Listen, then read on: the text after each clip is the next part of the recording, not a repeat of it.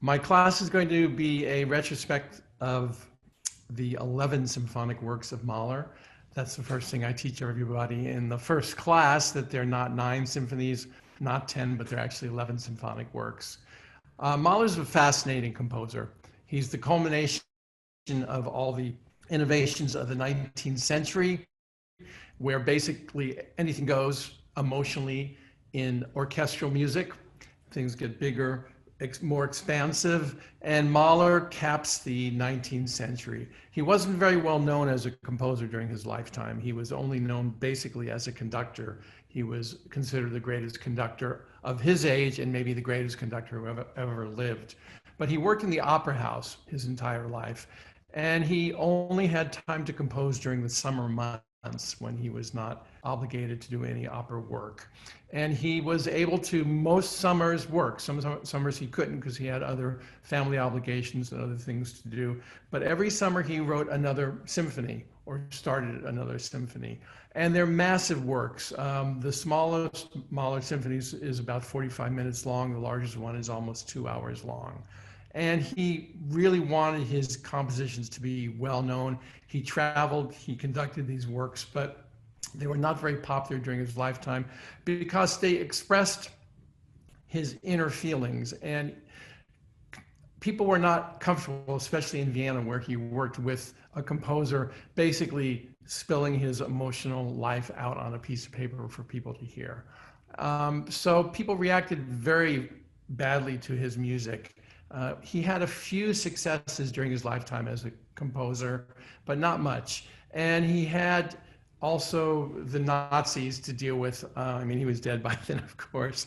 But since he was Jewish, his music was considered degenerate and banned. And so music wasn't played for decades. And then after World War II, when things started up again, orchestras did not have a lot of money to put on productions, kind of like what's going to happen after this pandemic calms down a little bit. And Mahler always wanted huge orchestral forces. So it took a while in the 1950s for his music to be played again, but something happened in 1960, what's known as the Mahler Renaissance. It's 100 years after he was born.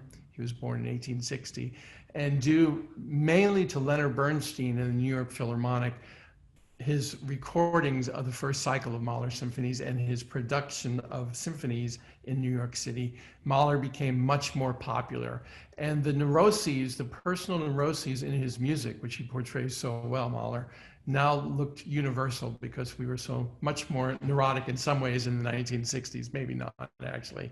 And his music became much more popular and spread worldwide. So basically my 4-week class is going to cover his 11 symphonic works, how they're autobiographical in the 4 major compositional periods of his life.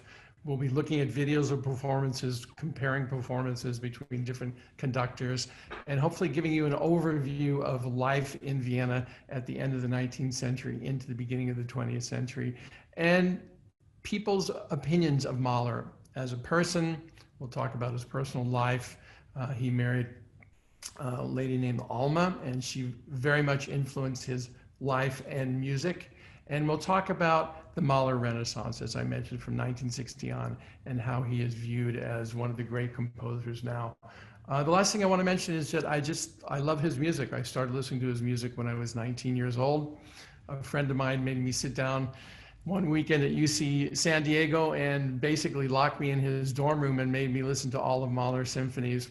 And I basically fell in love with it. And I've been listening to Mahler for 50 years now, and I never get tired of his music. It's rich, it's deep, the emotional landscape is incredible, and the way he uses the orchestra is phenomenal. He's the greatest orchestrator, in my opinion.